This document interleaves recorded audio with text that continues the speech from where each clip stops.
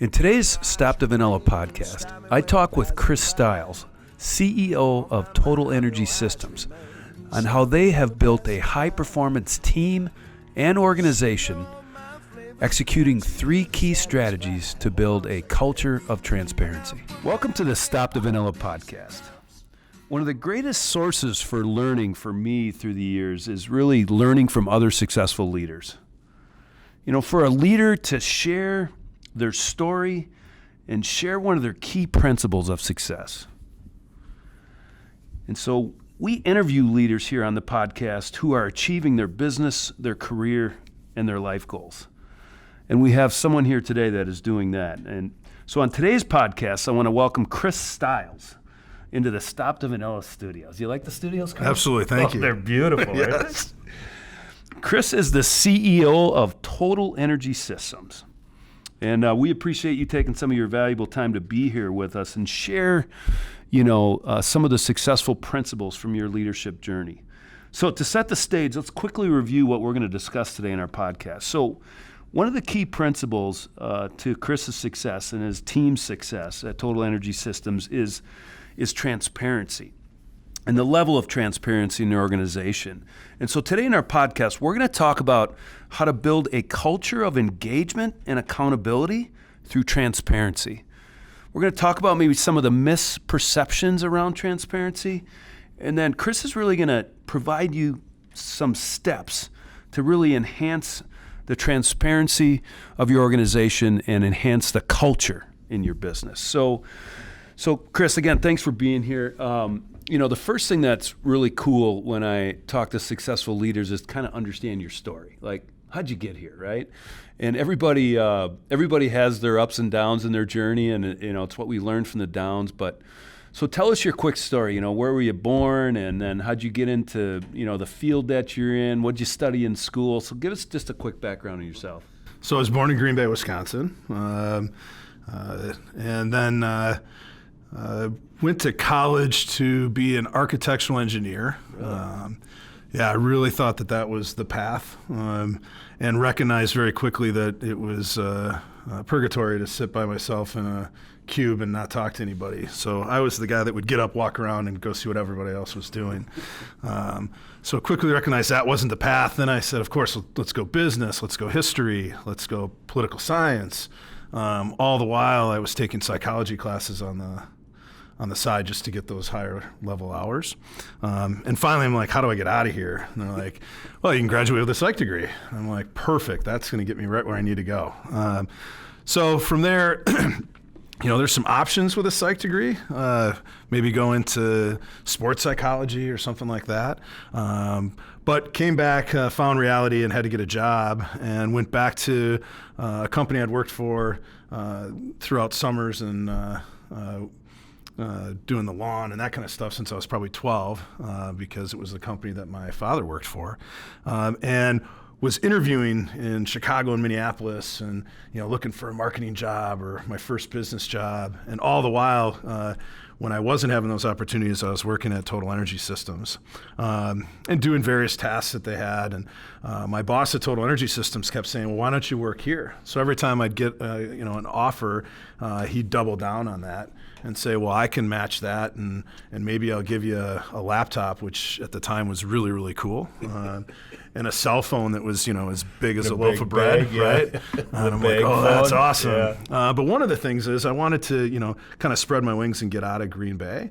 That was important to me. So he finally said, hey, you can go live in Milwaukee, and you can have a pick of a few opportunities within Total Energy Systems, and I took it. It was never there was never pressure put on me to be in the family business, so to speak. And it's not necessarily family business, just the fact that my great-grandfather worked there, then my grandfather and his 2 brothers worked there, my father and my brother-in-law worked there. Yeah, so a lot of history. I knew a lot about the company, the culture, those kind of things. But again, it was never, hey, you're going to go to college, you're going to come back and work for this organization.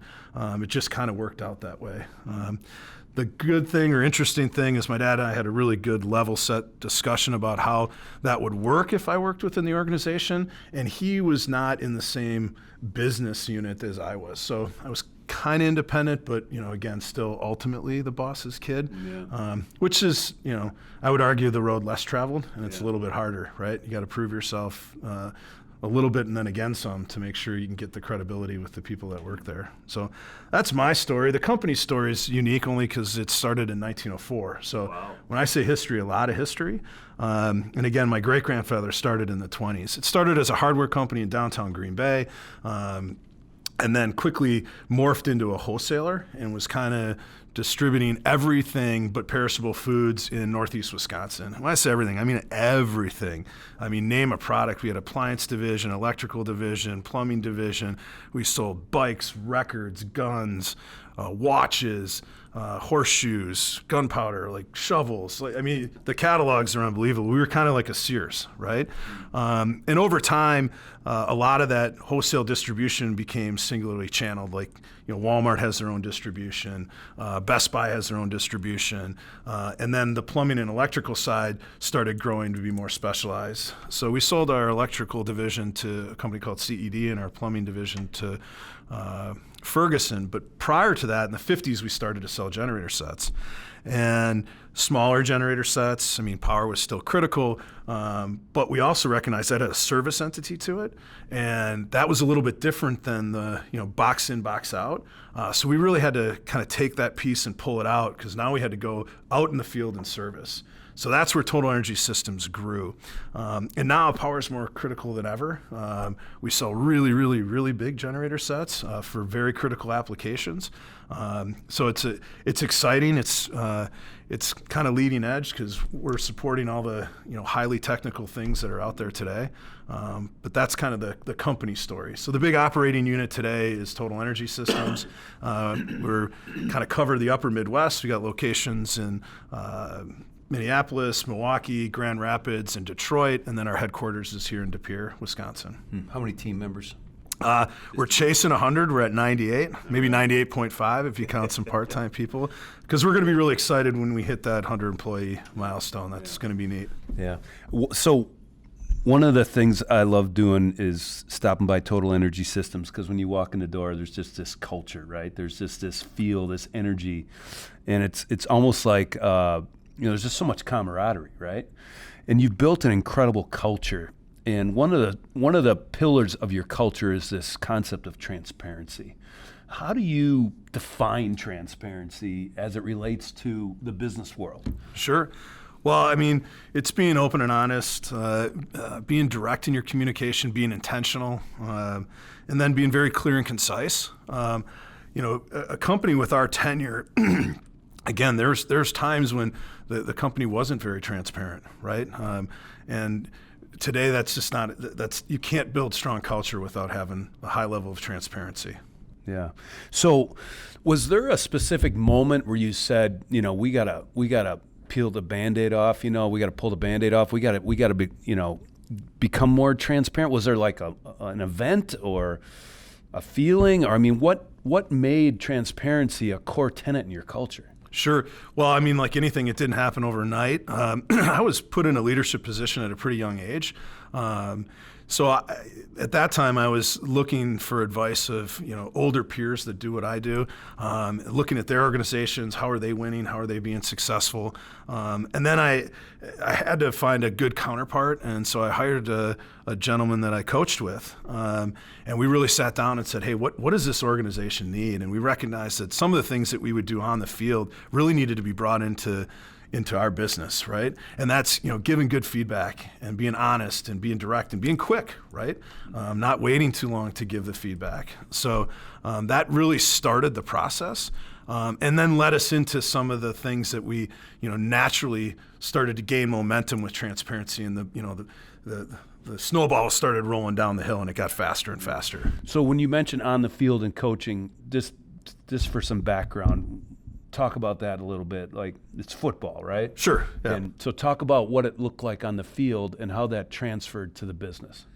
Yeah, so in a coaching environment, we're giving feedback instantly, right? I mean, every play, every down in practice, and it's quick correction and direction. It's not yelling and screaming. It's hey, and then translating that to that instant feedback, and then the why. Like, why are we telling you to do that? Because it melts into the play per se, and then it ultimately melts into the success of the team, right?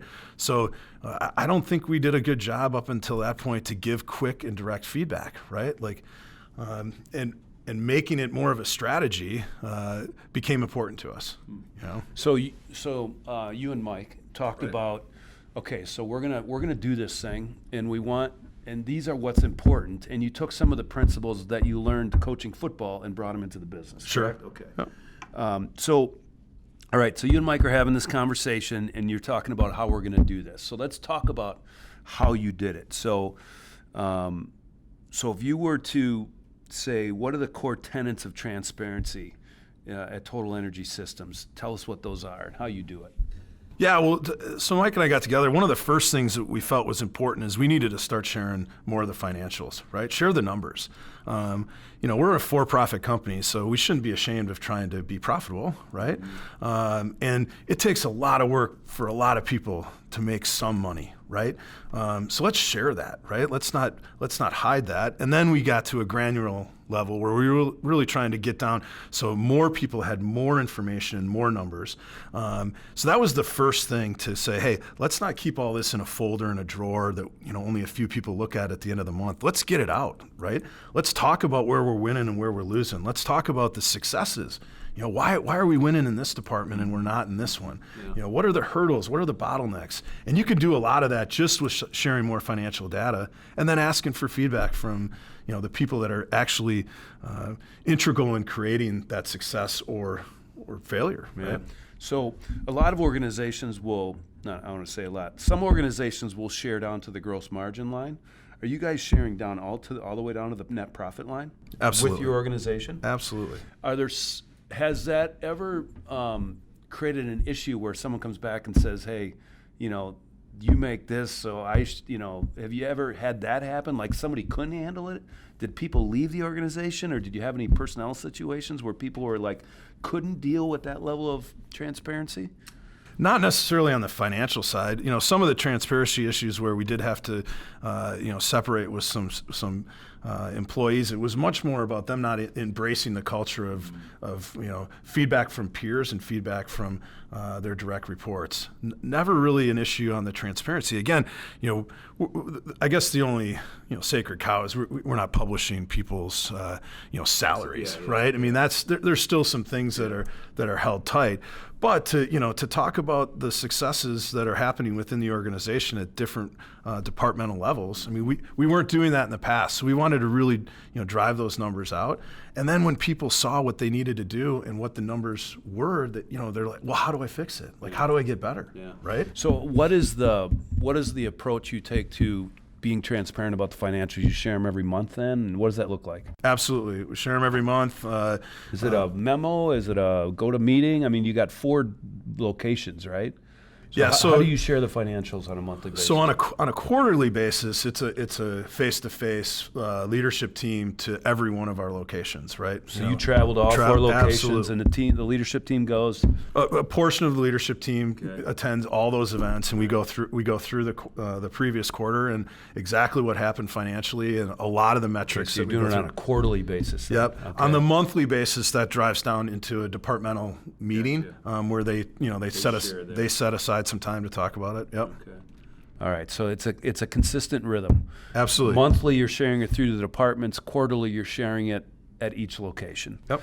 And I'm assuming you're drilling it down company level, location level, service line level, product level, looking at all those Absolutely. things. Yeah. Absolutely. Right, cool. And then the big thing is pausing and asking for feedback. Yeah. Like, hey, what do you guys think? Did we miss something here?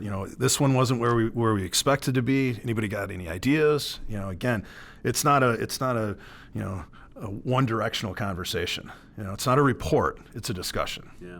So in my previous life, when I ran a manufacturing company, we shared a lot of information with our team. And the first time we did it, we got these like everybody's quiet, like they didn't know what to say. In the first couple meetings, there was not a lot of communication. And then, you'd walk out in the plant and someone pull you aside and say, hey, what about this or what about that? Did you see that transformation from people having to get used to it and then responding to it? Sure, Yeah. absolutely. Yeah. And not only that, we actually went through a period where we were, kind of educating the staff on business, some of the terminology and things like that. The financials. Absolutely. Yeah. Absolutely. So that when we're talking about it, that, somebody might be naive enough to go, what does gross profit really mean? What does net profit mean? Some of the buzzwords are, so we want to really break that down so that, people are comfortable asking questions and also that they get an understanding, right? Yeah. That we're raising their business acumen in that. So I have a saying that I use in leadership coaching where if you want transparency, you got to give it, right? Sure. So to get it, you got to give it, right? So think about you have a service technician going out to service a generator, and he understands exactly how the company's performing. Mm-hmm. I mean, that's amazing, Yes. I mean, that is amazing. And so I think about there's a tendency probably for us to think like, whoa, like that's too much information. They're going to use it against us. Your mindset is, no, they're going to use it with us, right? Right, 100%. Yeah, that's totally a different mindset, which is super cool. I eventually want to talk about if you ever had any issues with that, and that will come when we talk about the misperceptions. So the first level of transparency you had was around financial. Yep. All right, talk about the next one. So the next one was really about, I'll use the term right seats on the bus, right? Role clarity, that kind of stuff. And so we really went through and interviewed, and this was the genius about bringing in somebody new like Mike. He could go out and have these discussions as, hey, I'm Mike, I'm new. Tell me what you do, right? And what do you think your job description is, right? So we went through that, and then what are your hurdles? What are your roadblocks? What do you wish you could do? What do you enjoy doing? What do you hate doing, right? Going through that, and then taking all that, then realigning that with the skills that we needed to perform different functions within the organization, right? Aligning those people with the stuff. I mean, I don't want to sound like there's things in your job that you're not going to want to do, right? Like we all have that part, right? I mean, it's called work for a reason. It's not fun. I mean, it should be fun some of the time. But what we really want to do is make sure we align those skill sets with the things that we needed to get done within the organization. And that was, defining the real role clarity, right? People knew what they were supposed to get done. What are their top 4 or 5 things that they're accountable for, right? And when you set that up, then they feel better, right? They're not performing tasks that are unproductive to the common goal, right? So we did a lot of that and then aligned the organization again so that people were making contributions towards the mutual success, right? So the key accountabilities, we have a podcast on the key accountabilities. So if you want to understand how to do key accountabilities in your organization and create that role clarity or that role transparency, encourage you to listen to that one. But it's really, these are the 5 key accountabilities prioritized in order, and the amount of time that the people that know the job that you should spend on it. I mean, anytime we share, like, when someone says, hey, tell me about the job, and you show them that one page, it's like total clarity, right? Mm-hmm. So this is more like role transparency then. Correct. Yeah, and then, the next level of that transparency, all right, now share it with everyone. Yeah. Like, why should this be hidden, right? Let's share it with everyone so that if something comes into a person in a different department, they can go, well, hang on, let me see who's accountable for that, And then over time, they just start to know whose accountability that is. Let's send it over to them, right? And so when you share that, then there's some peace where people aren't trying to solve issues that should be on somebody else's plate, and vice versa, right? Or messing something up, right? Like going, I'll take this. Well, hang on, get that to the right person, right? So that it's solved correctly. That's cool. Yeah. Okay, so we got financial transparency, we got role transparency. What's next? So the next one is this evolution of the investment into the human capital, right? It's obviously forefront right now because that's the hardest thing right now is to find great people, right? So we went into behavioral style clarity, right, and assessments to really have that transparency. We use DISC specifically because I believe it's one of the easier behavioral sciences to explain and get people to buy into. And so we started using that and making sure that people understood, what their behavioral style is. Own it, right? This is who you are. And there's not a good or a bad, right?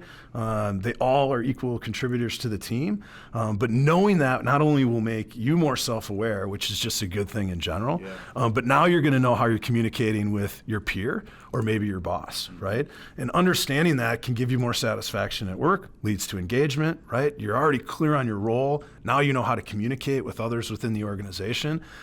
You start leaving pretty energized at the end of the day that, hey, that was a good day, right?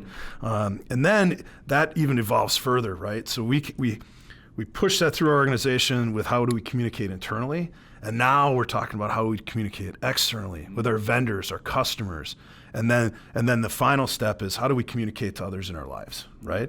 And if you're picking up something at work that you can put back into your personal life, I mean that again drives engagement into the organization, right? Yeah. Again, my wife read my assessment and giggled the whole time. It just nailed me, right? So and I've encouraged others like, hey, have your friends or your spouse or your mom or dad have them read this thing and see if it's legit. And they all come back and go, yeah, there's some things they just nailed, right? Yeah. So and you even made the investment to get trained and certified in DISC and other tools that you use. I mean, obviously you did that through us. Mike's trained and certified in those. And then you got your leadership kind of trained on it as well. And so everybody understands the language, right? And 100%. So total transparency across the organization about your style. And one of the things I love about your culture and this component of what I'd call style transparency is like, when someone's going over the top with something, people are not afraid to say, hey, and have fun with it. Absolutely. But send a message like, hey, that a little strong right there, right? Yeah. Yeah. Yeah. Remember in Big Ed's assessment, it says stay 3 feet away from him, right? Don't get too close. And again, I think the part that I find most ironic, 45 years old and I'm actually using my college degree, right? The psych side of it? Yeah, exactly. That a boy? Yeah. Took a while, but no, that's and again, this all goes back to this engagement and then the accountability, right? Yeah. And guys can hold each other accountable when they have that high level of communication, right? They can say, hey, you didn't get this done for me, right? And they can have that, little bit awkward conversation, but they know each other. Yeah. They know their behavioral styles. Yeah. They know that, hey, I'm just telling you that this put me in a bad spot. Yeah. So can you raise this up on your level of priority to get it done for me? And it's pretty cool to see that. And it's not email, Pick up the phone, right? Yeah. Have that conversation. Yeah. We talk about understanding your natural behavioral style. We talk about owning it, and then we talk about leveraging it. And one of the key parts of just, me interacting in your culture is that people clearly understand now, right? I mean, every person in the organization understands their DISC, and you're making progress towards that. But that ownership part sometimes can be the toughest part, right? Because we all have things in our natural style that, we don't like, right? And but once people own their style, now you can have those conversations that you never could have before. Sure. And that's what's happening in your organization, like you just talked about, right? Yeah, well, and I'm held accountable, which is great, right? So in our leadership team meetings, if I start speaking first, one of the other guys will go, whoa, hey, hi, you get to go last. Sit back there for a little while. Just sit back, listen, we'll get to you, because otherwise I'll try to take over, and because I'm going to influence. Yeah. I'm going to try to sway their opinion, right? Yeah. And of course, my opinion's right. So when we get all the way around the room, back to me. But no, it's good. And that's how it's happening in the departmental meetings as well, where guys are, understanding their style, knowing what position they should go in, letting some of the other guys digest information, knowing that they take a little bit more time to process, and they want to be more methodical in their response. Yeah. And that's powerful, right? Yeah. Then everyone feels like they can contribute, right? Early on in my career, 20 years doing this now, assessments, I used them to help me understand people or help make the right hire the first time. But one of the things that has recently come out of, last 5 years or so, that I've really appreciated the assessments for is the ability now to talk about things that we never could talk about before, right? Talk about the fact that you got that high I, and sometimes, you know, you just need to sit back, right? I got this high D, like I got to put that in my pocket sometimes. I got to be patient, right? Patience out of me was, it didn't exist for years, you know, but I had to own my style. And that style transparency to me is powerful. So when you combine that with financial transparency, role transparency, and then style transparency, I mean, that's what's created your culture, right? I mean, that is really powerful. Absolutely. Yeah. Absolutely. And when I've sat in leadership team meetings, and the banter and the conversations you guys have is what has led to your success, because there's no stone unturned, right? There's no issue not talked about. Sure. And we talk about the pink elephants, and it also leads to, you know, like this family atmosphere. I mean, people genuinely care about one another within the organization. And that's because they know each other, right? Yeah. So they genuinely care. Like if someone's going, you know, almost 100 people, someone's always going through something, or even on vacation. And people aren't going to turn the blind eye and let the pile, you know, build on their desk. I mean, there's camaraderie in that intimacy that we have, which is pretty cool. Yeah. It's incredible culture that you have. Any other strategies that you use for creating transparency in your organization? Yeah, I mean, we probably over-communicate, but I have no problem with that. And when I say over-communicate, definitely explaining the why, right? It's amazing what small decisions that are made can ripple through an organization if the why isn't explained, right?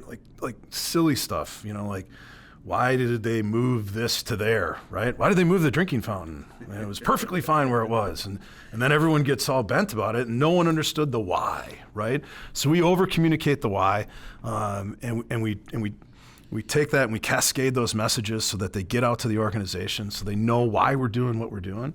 That's a very, very powerful strategy. And doing a lot of that face-to-face thing like I talked about on a quarterly basis, getting out there, you know, not putting layers between, you know, the leadership team and the people getting it done, but being out there in front of them, communicating, not via an email, not via a text, but live, right?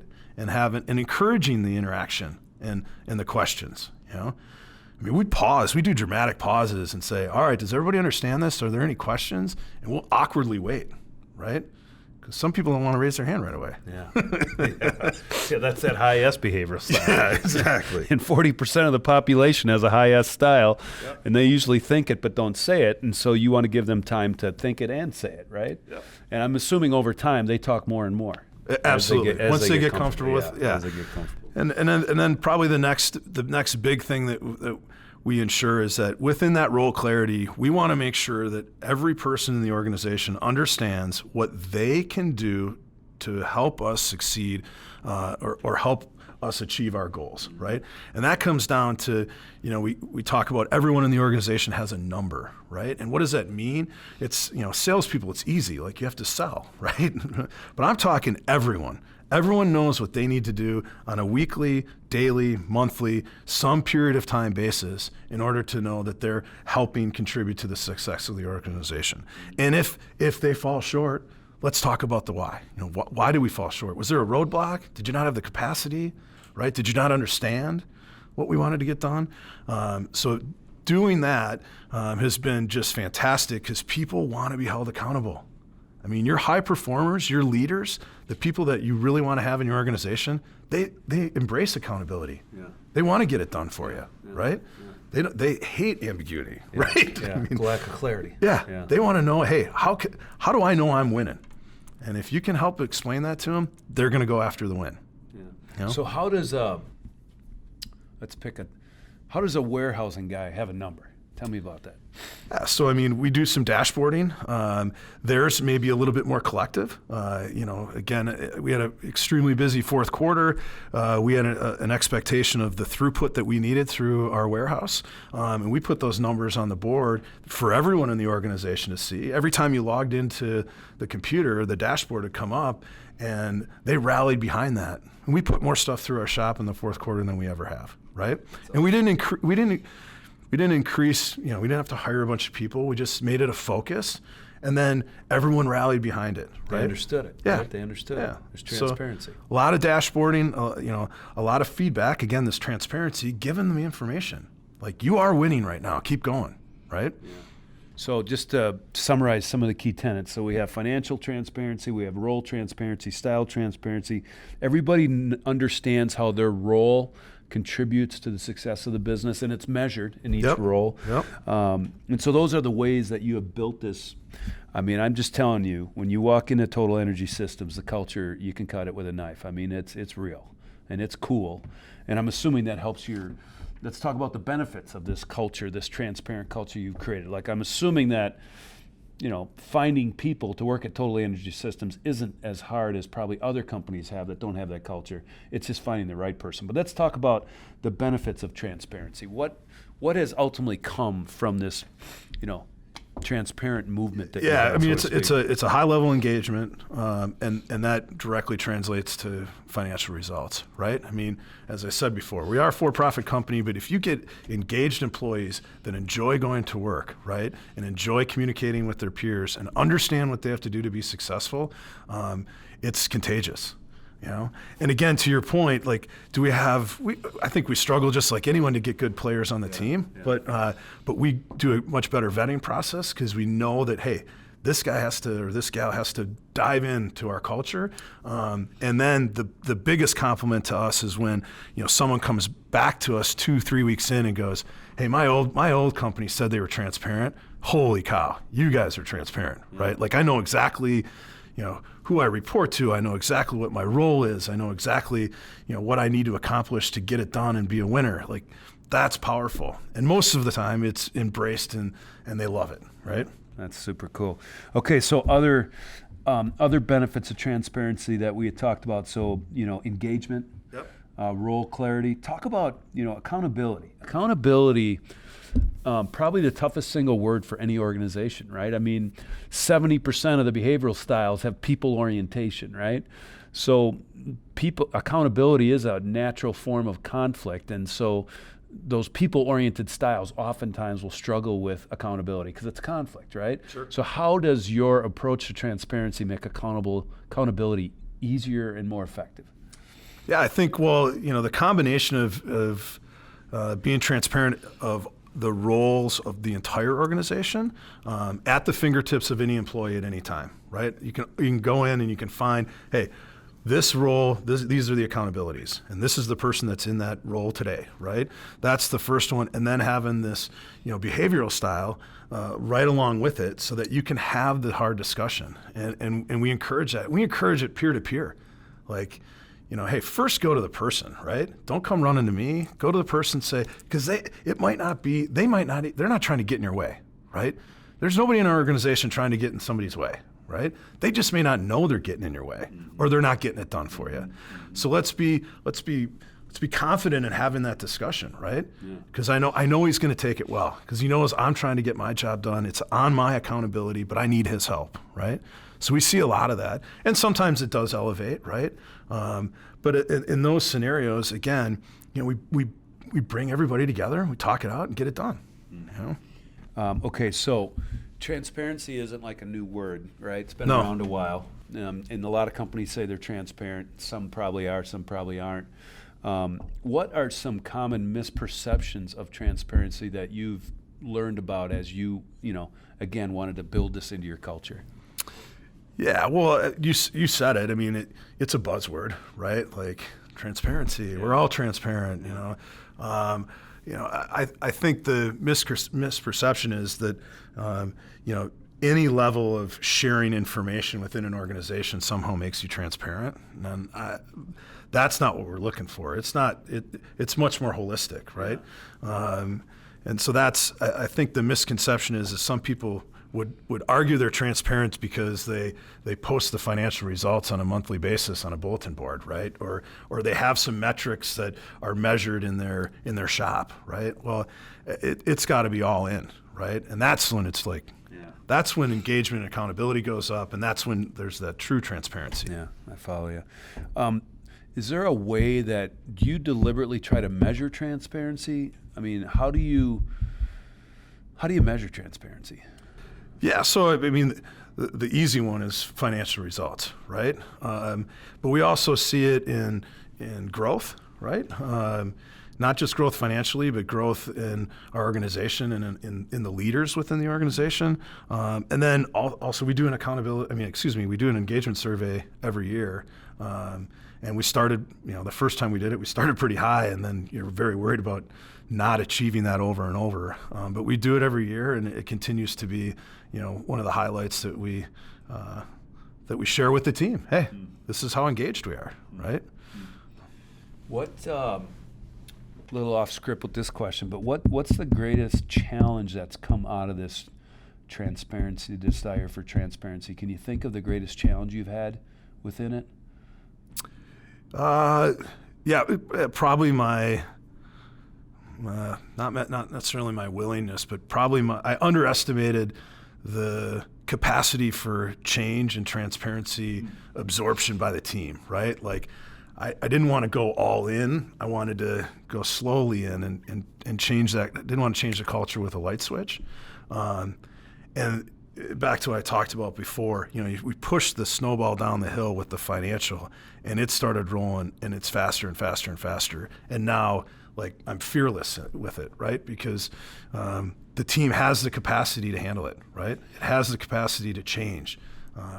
So if anything, maybe I got in the way, right? That's probably one of the things. Would you see that as probably one of your greatest learnings or mistakes as a leader, is not getting out of the way soon enough? Yeah, absolutely. Yeah. And I have to remind myself of that now. If you have a lot of passion for what you do and you're in a leadership position, you want to solve every problem, right? And, again, I grew up in the organization, so I got a pretty good background on solving some of those issues, right? And maybe I've seen them before, but, recognizing that we have really awesome people, I have to take that step back and go, hey, I trust you. Go get it done, right? Come to me if you need some advice or you want some direction or you want to run something by me. But that's probably and I'm still challenged with that today, right? I mean, I want to help. So, and sometimes, to develop leaders and to keep the culture going, we got to empower, right? So last question for you. A leader comes to you and say, hey, I want to create this culture that you have. I want this transparency that you've created. Like, what would be your advice to them? What would you say? Yeah, I guess you got to start somewhere, right? So if you think you're transparent, take the next step, right? Find something that you wouldn't feel comfortable with sharing throughout the organization, and do it, and see the reaction. One of the first groups that we went after to be more transparent and to share information was our service technicians. They're the face to the customer. They really are the guys that get it done for us. And there are a lot of them are the S&C side, right? So they want to go out and fix, and they ended up with a ton of numbers right out of the gate, and holy cow, did they embrace it, right? And then there's some camaraderie, like hey, I want to be more productive than that guy, or and we weren't basing their increases on an annual basis off of these numbers. They're indicators, right?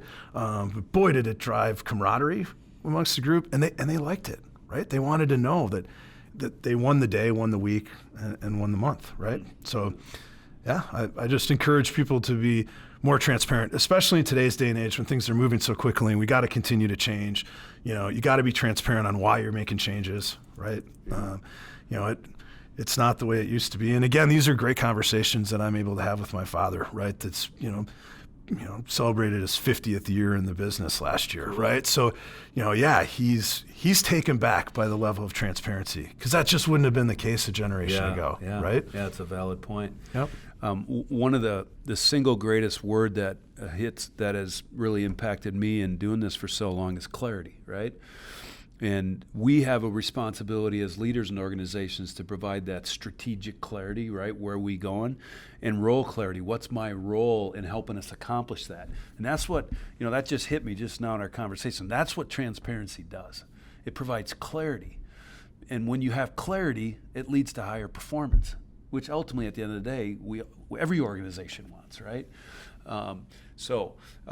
Any parting words before we close up the podcast? Any additional thoughts you have? No, I'm good. All right. Thanks, man. Yeah. Hey, we wanted to try this 5 questions in 15 seconds, right? The speed round, if you will. All right. You ready for some speed rounding? Sure. Let's have a little fun here. What leader did you learn the most from? My father. What branded product was your favorite as a kid? Favorite as a kid. Ty, G.I. Joe, and Powell Peralta. Okay. Skateboards. Number one quality you want to be remembered for?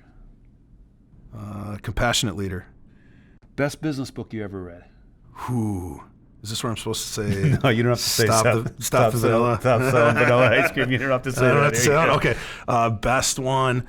I've read a ton of good ones, but I'm going to go to the first one just because it inspired me to keep reading business books. And Jack Welch, Straight from the Gut. Okay. I like that one. Your favorite ice cream flavor? Ooh, they don't have it anymore. What, really? It was Hanson's Sneakers Bar ice cream. Really? And they couldn't say Snickers. Oh, right? So they said sneakers? Sneakers. Yeah. But I'll go with Snickers. You know, some right. kind of vanilla Snickers ice cream. First of all, just want to thank you for being here and just inspiring us around transparency. If someone wants to learn more about Total Energy Systems, tell us how they do that. Yeah, you can go to totalenergysystems.com. We're also on the Facebook and the LinkedIn. I do that just to tease some of the younger guys that are in charge of making those things updated. Yeah. Anything else about Total Energy Systems? Or are we all good here? We're all good. All right. So just want to quickly summarize that in creating transparency, what Chris has done at Total Energy Systems is really created this financial transparency, role transparency, and the last one was style transparency. And so my call to action for you today out of our podcast is really what is the next thing that you can do to create greater transparency in your organization? If this podcast brought value to you, please share it with others. Give us a review, give us a like, and we thank you for joining us on the Stop the Vanilla podcast. I'm your ice cream man, stop me when I'm passing by. Oh my, I'm your ice cream man, stop me when I'm passing by.